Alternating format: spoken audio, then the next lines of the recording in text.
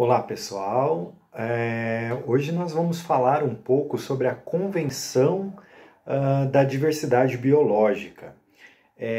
A Convenção da Diversidade Biológica, ela traz então aí um decreto que vem falar sobre toda essa questão aí da diversidade biológica. Então a gente vai dividir isso por partes, né, para conhecer um pouco mais de como essa convenção funciona, quais são seus objetivos. Nós vamos ver também aí, além desses objetivos, a utilização desses termos. Vamos ver também os princípios, âmbito jurisdicional, a cooperação, medidas gerais para conservação e utilização sustentável, enfim. Nós vamos focar então em todo o contexto aí sobre essa diversidade, tá? O decreto, gente, ele aprova aí o texto de convenção sobre a diversidade biológica que é assinada durante a Conferência das Nações Unidas sobre o Meio Ambiente e Desenvolvimento aí realizada na cidade de Rio de Janeiro, no período de 5 a 14 de junho de 1992, tá? Foi aí então o Congresso Nacional, né? Ele decretou então no artigo 1º que foi aprovado o texto da Convenção sobre a Diversidade Biológica, assinada durante a Conferência das Nações Unidas sobre o Meio Ambiente e Desenvolvimento, realizada aí na cidade do Rio de Janeiro, nesse período de junho aí de 1992. Tá? O parágrafo único diz o seguinte, que estão sujeitos à aprovação do Congresso Nacional quaisquer atos, né, que possam resultar em revisão da referida convenção, bem como aí quaisquer ajustes complementares que, nos termos do artigo 49I da Constituição Federal, acarretem, então, em encargos, né, ou compromissos gravosos ao patrimônio nacional. Ele vem chamar a atenção aí para essas questões aí, né, onde nós temos aí cuidados, né, esse patrimônio nacional. E o artigo 2º, né, ele vai falar sobre o decreto legislativo que entra em vigor na data da publicação.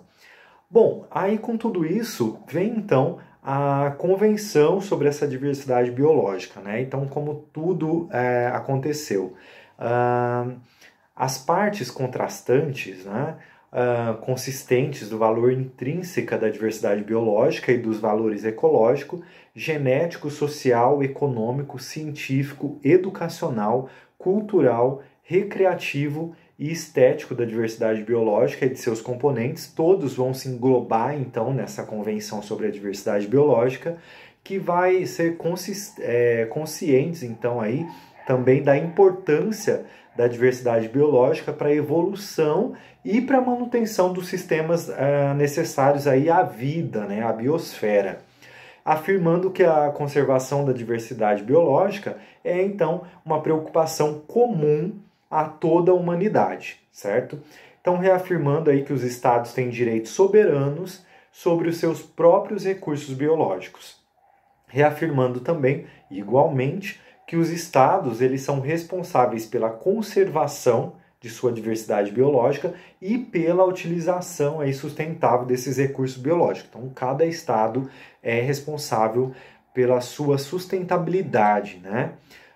Preocupados com a sensível redução da diversidade biológica causada por determinadas atividades humanas, é que surgiu então aí todo esse âmbito, né, da Convenção sobre a Diversidade Biológica, certo?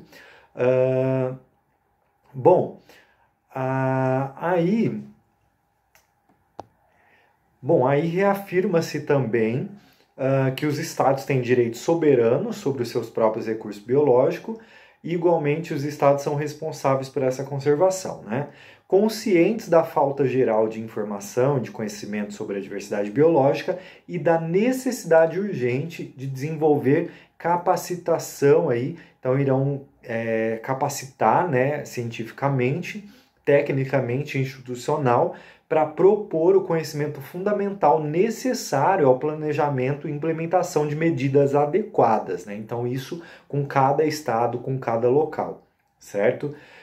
Observando aí que é vital prever, então, prevenir, né, combater na origem as causas da sensível redução né, ou perda da diversidade biológica que possa ocorrer. Então, observando também aí que quando exista ameaça de sensível redução ou perda de diversidade biológica, a falta de plena certeza científica não deve ser usada aí como uma razão, né, para postergar então medidas para evitar ou minimizar essa ameaça. Então, observando igualmente que a exigência ela é fundamental para a conservação da diversidade biológica e é a conservação in situ aí dos ecossistemas e dos habitats naturais e a manutenção e recuperação aí da população viáveis de espécies no seu meio natural. Observando ainda que as medidas ex situ, né, preferencialmente no país de origem, desempenham igualmente um papel importante também para essa proteção, reconhecendo a estreita e tradicional dependência dos recursos biológicos, né, porque todos nós temos essa dependência, né, toda a humanidade, de muitas comunidades locais, de populações indígenas, com estilos de vida tradicional, né, e que é de desejável repartir aí, equitativamente os benefícios, né, derivados da utilização do conhecimento tradicional, de inovação, de práticas relevantes, a conservação da biodiversidade, a utilização sustentável de seus componentes também. Então, reconhecendo aí igualmente, né, o papel fundamental da mulher na conservação, na utilização sustentável da diversidade biológica, afirmando a necessidade de plena participação da mulher também em todos os níveis de formulação, execução de políticas para a conservação da diversidade biológica, né? Então, na verdade, passa a ser não só responsabilidade do homem, mas também da mulher, né? Que também está inserida em todo esse contexto, enfatizando aí a importância e a necessidade de promover cooperação internacional, regional e mundial entre os estados e as organizações intergovernamentais, tá? E o setor não governamental para a conservação da diversidade biológica e a utilização sustentável desses seus componentes, certo? E ainda reconhecendo aí que cabe, né, esperar o aporte dos recursos financeiros novos e adicionais e o acesso também adequado às tecnologias pertinentes que possam modificar sensivelmente a capacidade mundial de enfrentar a perda da diversidade biológica, reconhecendo ademais que medidas especiais são necessárias para entender essas necessidades, né, dos países em desenvolvimento, inclusive o aporte dos recursos financeiros de novos e adicionais aí, e acesso adequado às tecnologias pertinentes. Observando, nesse sentido, a condição especiais dos países de menor desenvolvimento relativo e dos pequenos estados insulares, reconhecendo que investimentos substanciais são necessários para conservar a diversidade biológica e que há a expectativa aí de um amplo escopo, né, de benefícios ambientais, econômicos, sociais, que são resultantes desses investimentos. Tá? Reconhecendo aí que o desenvolvimento econômico e social e a erradicação da pobreza são prioridades primordiais e absolutas dos países em desenvolvimento. Conscientes de que a conservação e a utilização sustentável da diversidade biológica é de importância absoluta para entender as necessidades de alimentação, de saúde e de outra natureza da crescente população mundial, para o que são essenciais aí o acesso, né, a repartição de recursos genéticos, tecnologia, observando também, enfim, aí, a conservação e a utilização sustentável da diversidade biológica, fortalecerão aí as relações de amizade entre Estado, irão contribuir aí para a paz da humanidade. Então, desejosas de fortalecer e complementar instrumentos internacionais existentes para a conservação da diversidade biológica e a utilização sustentável de componentes e determinadas aí a conservação e utilizar de forma sustentável a diversidade biológica para os benefícios das gerações presentes e futuras.